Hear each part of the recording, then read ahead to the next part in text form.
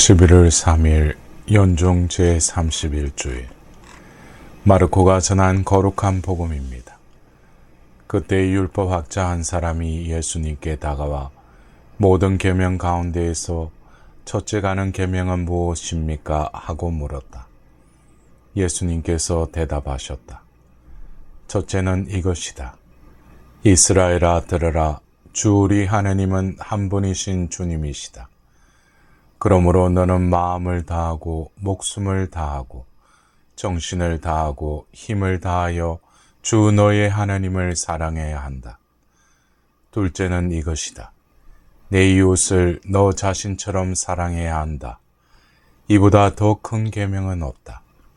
그러자 율법학자가 예수님께 말하였다. 훌륭하십니다, 스승님. 그분은 한 분뿐이시고 그 밖에 다른 이가 없다 하시니 과연 옳은 말씀이십니다.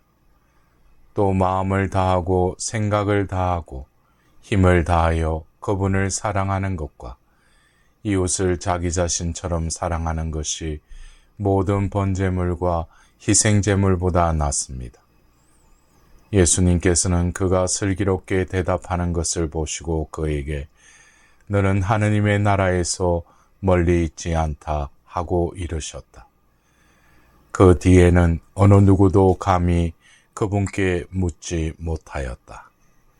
사랑하는 형제 자매 여러분, 오늘은 연중 제31주일입니다. 오늘 독서와 복음에서는 주 너의 하느님을 사랑해야 한다. 또한 내 이웃을 너 자신처럼 사랑해야 한다라는 사랑의 이중 계명이 선포되었습니다. 우리는 왜 사랑해야 하나요? 사랑이신 사람에게 어떤 역할을 할까요? 프랑스 사람들은 가장 존경하는 인물로 아베 피에르 신부를 꼽는다고 합니다. 피에르 신부는 말년에 이르기를 인생에는 두 가지 근본적인 것이 있다. 절대로 망쳐서는 안 되는 그 두 가지 일은 사랑하는 것과 죽는 것이다 라고 말했다고 합니다. 산다는 것은 사랑하는 법을 배우고 영원한 사랑과의 영원한 만남을 준비하기 위해 주어진 약간의 시간일 뿐입니다. 인생의 학교에는 선택의 여지가 많지 않습니다. 사랑하는 법을 배우든가 괴물이 되든가 라고 갈파하였습니다. 피에르 신부에게 있어서 사랑은 어떤 것일까? 수많은 이름보다 구체적인 사항을 말하고 있습니다. 내가 10대 때의 일이다. 어느 날 우리 가족은 아버지와 함께 서커스를 구경하러 갔는데 우리 앞에 한 가족이 매표소에 있었다.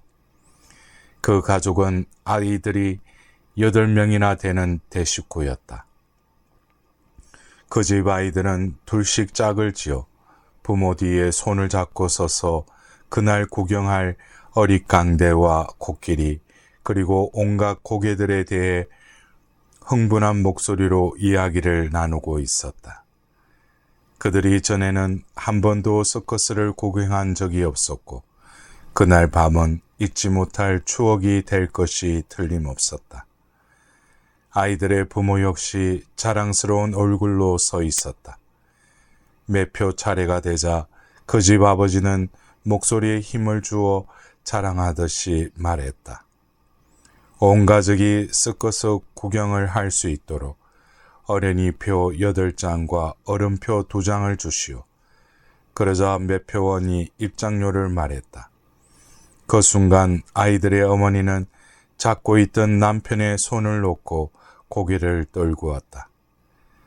남자는 떨리는 목소리로 창구 직원에게 다시 물었다. 방금 얼마라고 했소? 매표소 직원이 다시 금액을 말했다. 남자는 그만큼의 돈을 갖고 있지 않은 게 분명했다. 당황스러운 순간이었다.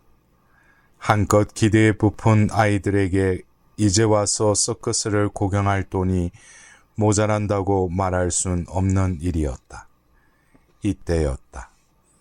상황을 지켜보고 있던 나의 아버지가 말없이 주머니에 손을 넣더니 20달러짜리 지폐를 꺼내 바닥에 떨어뜨렸다. 그런 다음 아버지는 몸을 굽혀 그것을 다시 주워 들더니 앞에 서 있는 남자의 어깨를 두드리며 말했다. 여보시오, 선생. 방금 당신의 호주머니에서 이것이 떨어졌소. 남자는 무슨 영문인지 금방 알아차렸다. 그는 결코 적선을 요구하지 않았지만 절망적인 그 당황스러운 상황에서 아버지가 내밀어준 손길의 뜻을 받아들였다. 남자는 아버지의 눈을 똑바로 쳐다보더니 아버지의 손을 잡았다. 그리고 20달러 지폐를 꼭 움켜잡으며 떨리는 목소리로 말했다. 고맙소, 선생. 이것은 나와 내 가족에게 정말로 큰 선물이 될 것이오. 남자의 눈에서는 눈물이 걸썽거렸다. 그들은 곧 표를 사서 서커스장으로 들어갔다. 나와 아버지는 서커스를 보지 못한 채 집으로 돌아와야 했다. 그 당시 우리 집 역시 전혀 부자가 아니었던 것이다. 우리는 서커스 구경을 못했지만 마음은 결코 허전하지 않았다. 서커스를 보지 못한 소년과 아버지는 서글펐을까요? 화가 났을까요? 우울했을까요? 아니, 불행을 느꼈을까요?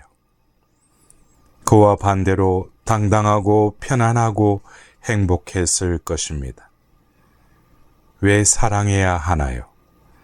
사랑이 인간을 행복하게 하고 살아갈 의미를 주기 때문입니다. 인간이 짐승이나 괴물이 아니라 존엄한 존재임을 드러내어 사람을 사람답게 해주기 때문입니다. 사랑은 행복의 근원입니다. 또한 우리 자신을 이루고 있는 가장 깊은 부분이고 우리 안에 살면서 우리를 영원과 연결해주는 에너지입니다. 사랑은 삶에서 결코 사라지지 않는 유일한 선물인 것입니다. 사랑은 공허함으로 가득 찬 세상에서 진실의 근원으로서 우리가 남길 수 있는 유일한 것입니다.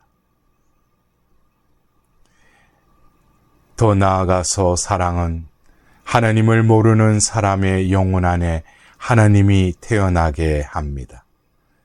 그러기에 하나님의 사랑과 이웃 사랑은 둘이 아니라 하나입니다. 복음에 제시된 하나님 사랑과 이웃 사랑의 관계에 대해 베네딕토 16세 교황님은 해칙 하나님은 사랑이십니다에서 탁월한 가르침을 주십니다.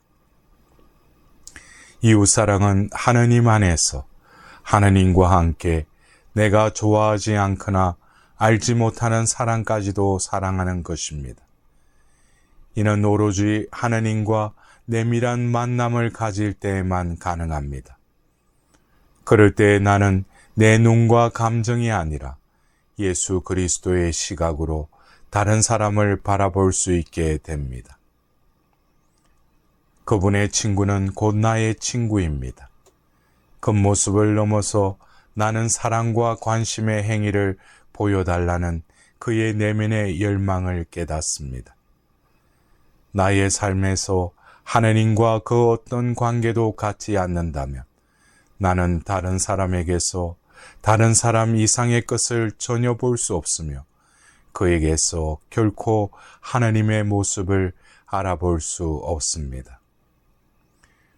오로지 열심해지려고 또 종교적 의무를 다하려고 하다가 다른 사람에게 관심을 기울이지 못하게 된다면 나와 하나님의 관계 또한 메말라 버릴 것입니다.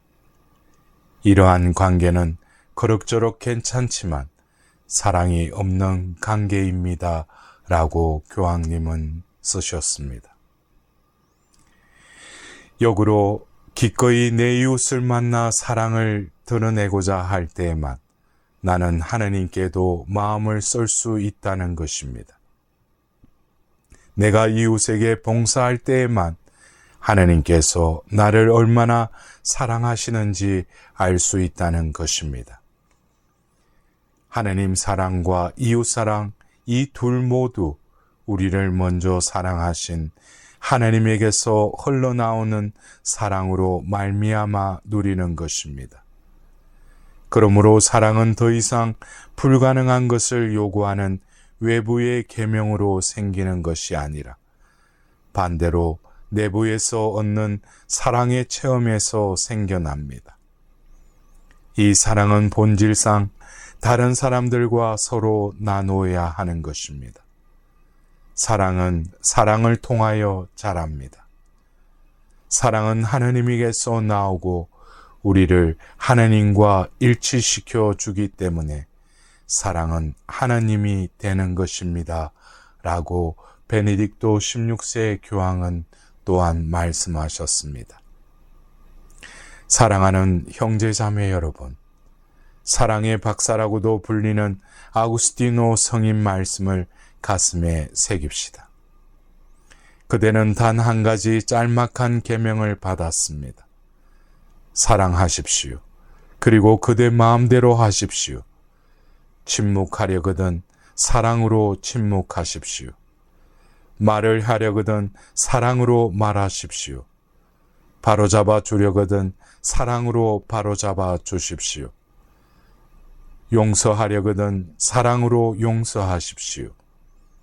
마음 깊은 곳에 사랑의 뿌리를 내리십시오. 이 뿌리에서는 선한 것 말고는 그 무엇도 나올 수 없습니다. 이번 한 주간도 그 사랑 안에서 복된 한 주간이 되시길 기원드립니다.